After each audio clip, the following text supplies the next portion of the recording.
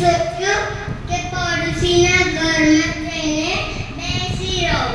પછી એ ચાલતો ચાલતો એના ઘર બાજુ ગયો. પછી એને ખખડાયું, ચકલી બેન દરવાજા ખોલો, મેં બહાર ભીંજાઈ ગયો છું. પછી ચકલી બેને કીધું કે ઊભા રહો ને કાગડાભાઈ, હું હમણાં જ મારા પપ્પુને નવડાવી આવું છું. પછી કાગડાભાઈએ કીધું, કાગડાભાઈ પાછો ખખડાવા લાગ્યો, ચકલી બેન દરવાજા ખોલો, મેં બહાર ભીંજાઈ ગયો છું.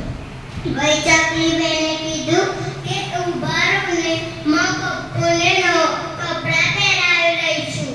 પછી પાછો ખખડાવા લાગ્યો, ચકલી બેન દરવાજા ખોલો, મેં બહાર ભીંજાઈ ગયો છું. પછી ચકલી બેને કીધું કે ઊભા રહો ને કાગડાભાઈ, મારા પપ્પુને ટીકા લગાવી રહી છું. પછી ચકલી બેને દરવાજા ખોલ્યો. પછી કાગડાભાઈને કીધું કે તો હમણાં જ લઈને આવું છું, તમે અહીંયા બેસો. પછી બેઠા. પછી ચકલી બેને કીધું કે હમણાં જ લઈને આવું છું. પછી કાગડાભાઈ બેસ્યા. પછી એને રસોડામાંથી ખીરની સુગંધ આવી લાગી. પછી એ રસોડામાં ગયો કે જોયું તો એને તો ખીર બનાવી રાખી છે.